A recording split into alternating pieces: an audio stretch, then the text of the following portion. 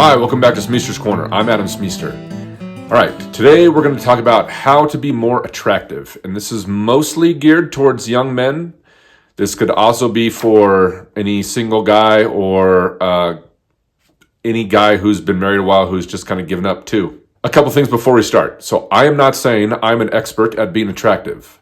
However, there are a few things that I have learned in life that I wished I would have known when I was younger and single. I know because I'm a teacher and I deal with a lot of younger men that there's a need for this kind of conversation, and a lot of people aren't having it, but I'm going to try to make this as healthy as I can make it because I know that there's a lot of unhealthy conversations around this. There's a lot of things you can do to improve yourself in a relationship, but when relationship experts talk about relationships, the first step in any relationship is attractiveness. So that's why we're talking about this. When it comes to relationships ending, like in divorce, the number one initiator of divorce is women, and the number one thing that they say is that for women who initiated the divorce is that their partner didn't take the initiative in the relationship that they felt like they were taking. So it was like one-sided degree of effort. So we're going to talk about how to put in a little bit more effort for the other person, how to make yourself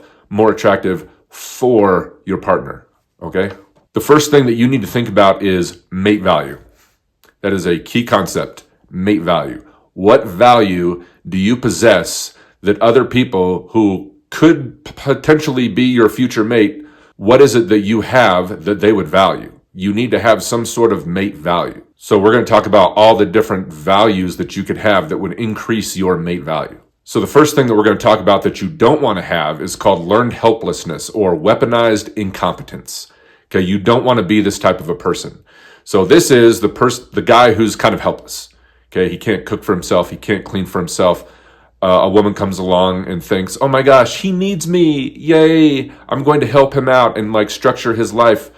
And just so you know, that's in general, that's not cute. So it's not cute for women to think that they need to come along and save you, and that you're kind of a helpless person. And then the types who do think it's kind of cute, in the longer run, that's going to be very annoying, and they're probably going to resent you a little bit because no one wants to be your mom. And when they become a mom, they don't want you to be their, second or third child. So to not be helpless, there's a few things that you need to learn how to do. You need to learn how to cook for yourself, and you need to do that on a regular basis. You need to learn how to clean for yourself, and you actually need to do that, not just know how, but actually do that on a regular basis so your place isn't disgusting when you want to bring someone over. And hygiene. You need a good haircut that's an attractive haircut, and you need clothes that fit. Okay? Just like you want a partner who you're proud to show off to your friends and your family, the other person also wants a partner that they can have, that they're proud to show off to their friends and family. So you need to look attractive, and you want to look like you're not a helpless person. The next thing we're going to talk about is confidence. And I think I'm going to do a whole Smeester's Corner on confidence because there's a lot more that goes into this. I'm just going to give you the cliff notes. First of all, women can smell insecurity. They can smell it. So if you're just a little bit insecure, they will be able to figure that out. Okay? And you want to be confident because confidence is attractive. It's attractive just to normal, everyday people. People want to be around confident people. So you need to fix your posture. If you have bad posture, fix it. Look like you have confidence when you're just sitting there. Your body language needs to be one of confidence. Also, eye contact. You need to learn how to make eye contact with people. And I'm going to talk about this in a second too, just as a general competency in connection and talking with people. Also, don't be so needy. Okay, which are the learned helplessness things we just talked about. Okay, that's also part of confidence, is not being needy. Being able to rely on yourself will increase your confidence. Also, you need to be able to talk to people, not just girls or women. You need to be able to talk to people. So if you're not good at talking to women or girls, are you even good at talking to people? There's probably a little bit of overlap there. So practice eye contact, practice confidence, practice making small talk with other people. That's going to translate over into talking to people who you also find attractive. Also, what goes into confidence is fashion. So you got to have some fashion if you want people to be attracted to you. The types of people that you're attracted to, if you want them to be attracted to you, you got to have some fashion. You just do. And I know a lot of guys that's like a really big thing and they don't even know where to start. There's a lot of YouTube videos, a lot of guys posting YouTube videos on how to make other guys more attractive fashion-wise, but you need to have like a look. You need to have nice clothes when you go out and do things. You don't want to be the types of guys that I see at nice restaurants going out and they're clearly dating and he's wearing joggers and she's dressed to the nines with high heels, nice pants, and a good top, and you're wearing joggers?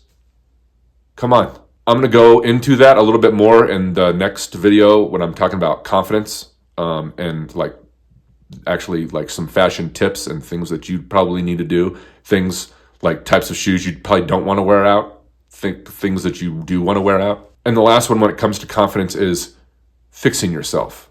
If there's some problems that you have, you need to fix yourself. If there's some goals that you need to meet, you need to fix yourself. You don't have to be all complete by the time to meet somebody, but you need to be working on yourself. That's going to give you confidence to be a better person. Don't spend your time avoiding fixing yourself. Spend your extra time fixing yourself. That's going to be very attractive. The next bullet point hit after confidence is having a plan.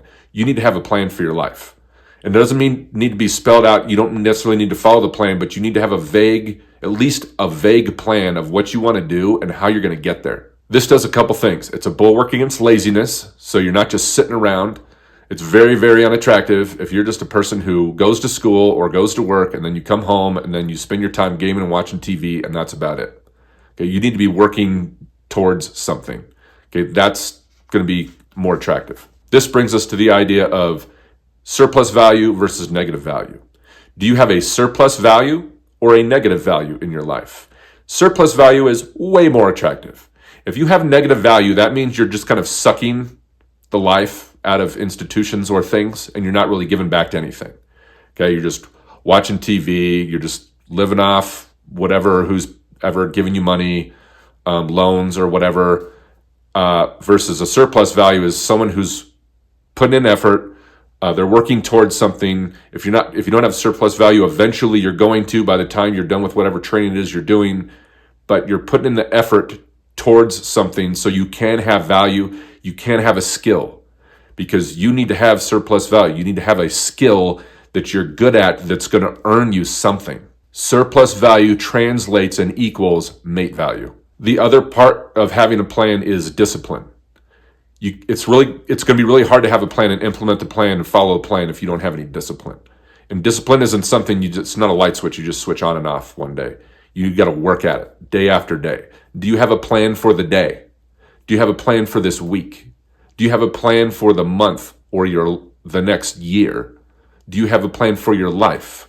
You need to have a plan. You need to have goals that you are trying to reach. And if you haven't reached them, that's okay, but you need to be trying to reach something. I still have goals. There's things that I'm trying to improve on myself. There's things that I'm trying to achieve. Having those goals and having that plan makes you intentional. And being intentional means you have surplus value. The other side of this coin is addictions. Do you have addictions? Do you have social media addictions, gaming addictions, betting addictions, porn addictions, marijuana addictions? If you have that, that's going to be a negative value. You need to address those addictions. And if you don't think you have an addiction, it's just like you spend a lot of time doing it. A good rule of thumb is, could you go a week without doing it? If you couldn't, it's probably more in the addiction category. So get a grip on those things. Get a grip on your gaming. Get a grip on your screen time. Get a grip on your porn, which is a big one for relationships, and that's a whole nother topic. Okay, so we've talked about confidence, having a plan. The next one is be interesting. You need to be an interesting person.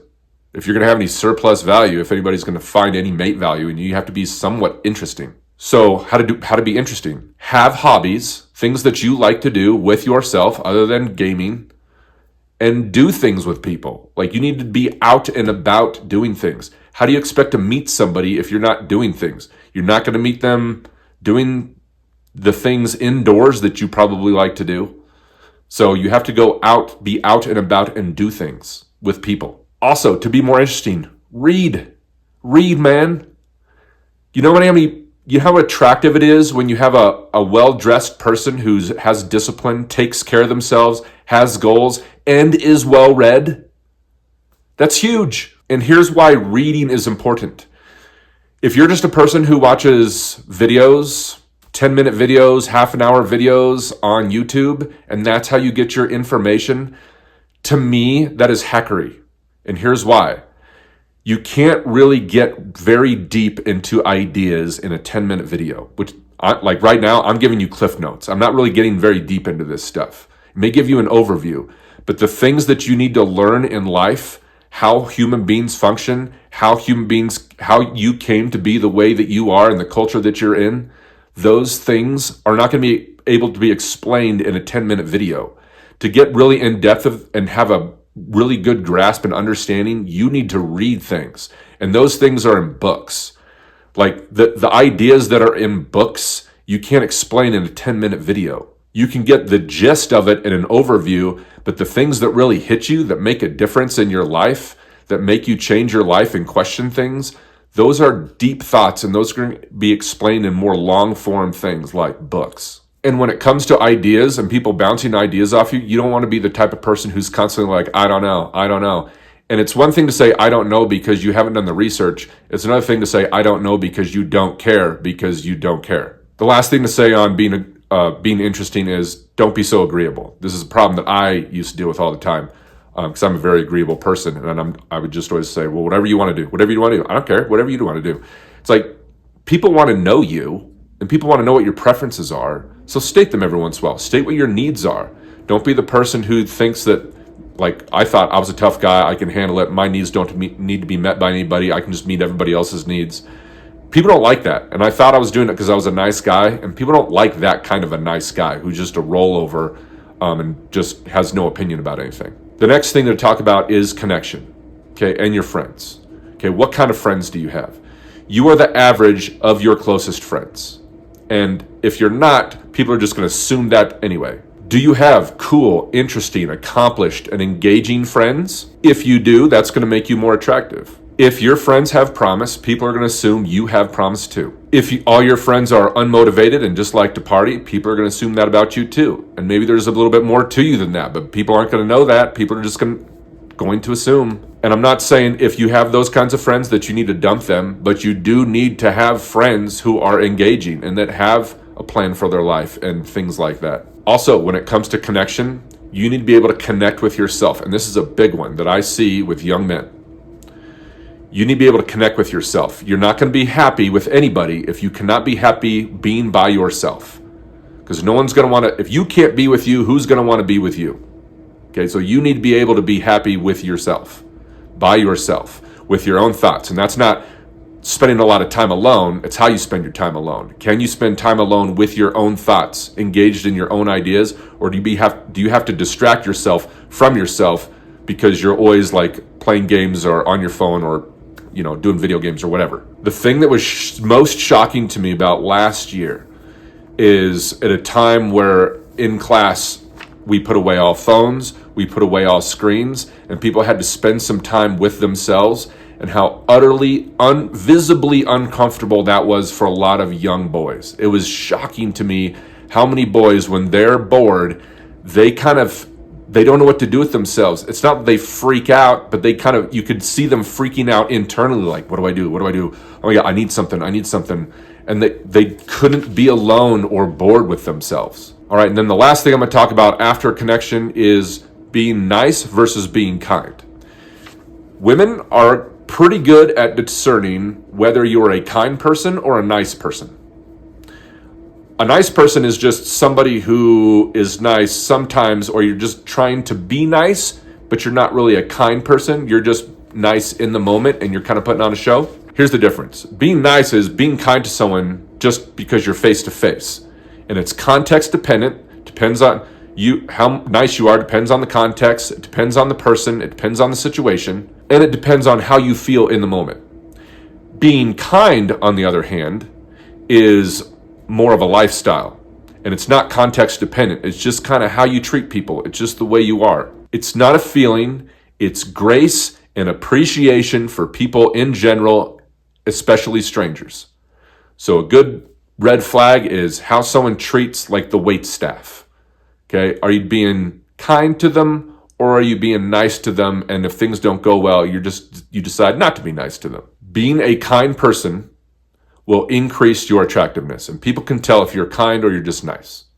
Okay, and maybe you need to work on that. Maybe you need to work on letting go of some of your anger. Maybe you need to work on some of those personal traits that keep you back from being a kind person a lot. And so that's something that you need to work on. So I hope this broad overview helped. Thanks for watching.